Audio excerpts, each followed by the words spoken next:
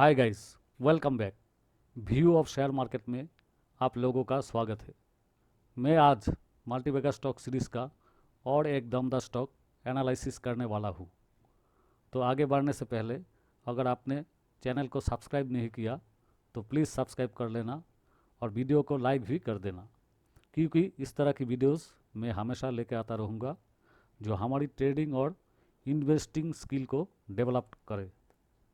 तो चलिए एक साथ मिलकर सीखते हैं और बहुत सारा वेल्थ क्रिएट करने का एक कदम आगे बढ़ते हैं।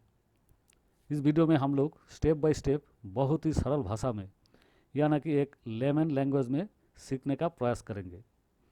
वीडियो का पहला पार्ट में फंडामेंटल एनालिसिस करेंगे और सेकेंड पार्ट में टेक्निकल का भी चर्चा करेंगे। इस दोनों क्राइटेरिया को अगर आप फॉलो करके किसी भी स्टॉक में इन्वेस्टिंग करना सीख जाते हैं तो आपको अमीर बनने से कोई नहीं रोक पाएगा। तो चलिए वीडियो को स्टार्ट करते हैं। मैं आज जिस स्टॉक के बारे में चर्चा करने वाला हूँ उसका नाम है CDSL। तो चलिए कंपनी का फंडामेंटल थोड़ा देख लेते हैं। ये कंपनी एक स्मॉल कैप कंपनी है। इसका मार्केट कैप 18,831 करोड़ है। ये कंपनी इंडियन स्टॉक मार्केट में 290 पे रैंक करता है। मतलब जितना कंपनी है वो हिसाब से ये कंपनी 290 नंबर पे आता है। इसका करंट भाव 1802 है। इसका हाई था, ये एक साल का हाई है, 1897 रुपीज़ और लो था 881। स्टॉक का पी 58.8 है, थोड़ा ज़्यादा है मेरा हिसाब से, क्योंकि इसका रेट रिसेंट बहुत ही चढ़ चुका है। ROCE 30.3% है, ROC 23.8% है। किसी भी कंपनी का ROC अगर 15% से ऊपर है वो कंपनी फंडामेंटली स्ट्रांग है, तो ये आपको मालूम होना चाहिए। मैं नॉर्मली 15 से नीचे किसी कंपनी का अगर ROCE और ROE रहता है तो उसमें इन्वेस्ट नहीं करते। पेग रेशियो 2.72, ये थोड़ा ज़्यादा है। ऐसे एक का ऊपर थोड़ा ज़्यादा होता है। बाकी देखते हैं, डेट कंपनी का नहीं है, ये डेट फ्री कंपनी है। और प्रोमोटर होल्डिंग देखिए 15% है। प्रोमोटर का कोई भी शेयर गिरवी नहीं रखा हुआ है। ये मतलब कोई भी शेयर किसी के पास प्लेस किया नहीं हुआ है। ये कंपनी डिविडेंड भी प्रोवाइड करते हैं। इसका डिविडेंड यील्ड है 0.89%। देखिए फेस वैल्यू अभी भी 10 रुपये है, यानी कि कंपनी आगे जाके स्प्लिट भी कर सकते हैं। EPS भी बहुत बढ़िया है, 30.6 रुपीज़ है। और इसका ऑपरेटिंग प्रॉफिट भी बहुत अच्छा है, 57.9%। तो फंडामेंटल रेशियोज में जो भी है, एक पेग रेशियो छोड़ के बाकी सब ठीक ठाक है। नेक्स्ट क्वार्टरली रिजल्ट देखिए। सितंबर 2020 में इसका सेल्स था कितना, 89 करोड़। अभी बढ़ के कितना हो गया, 207 करोड़।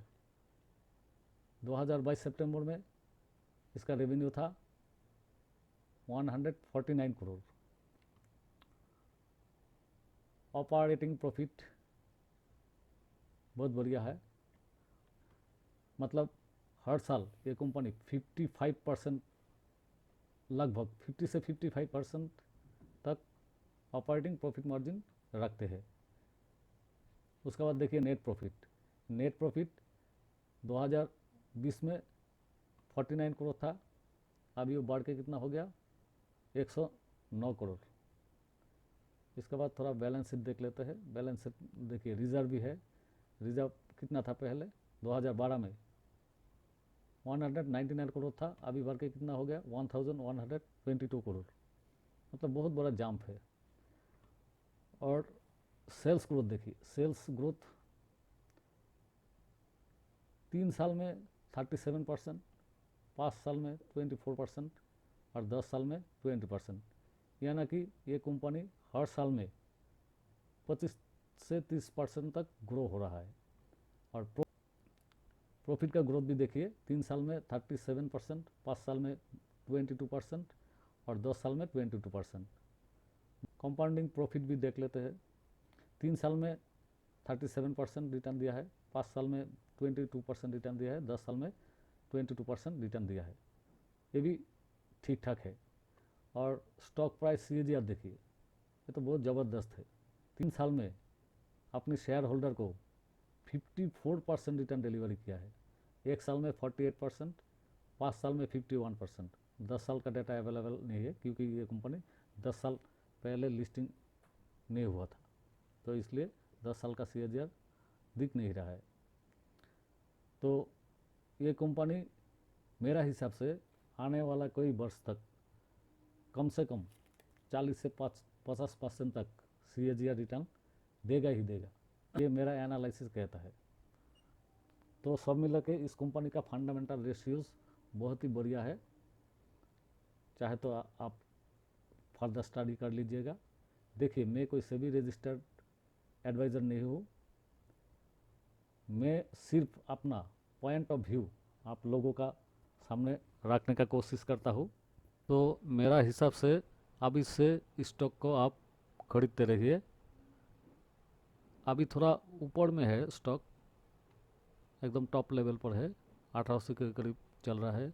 फिर भी ये स्टॉक आपको जो भाव में मिलता है वो भाव में खरीदते रहिए।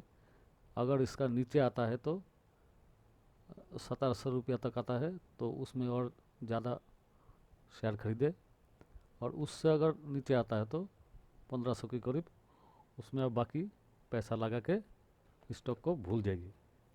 और एक बात, किसी भी स्टॉक में अपना कैपिटल का 5% से ज़्यादा पैसा नहीं इन्वेस्ट करना चाहिए।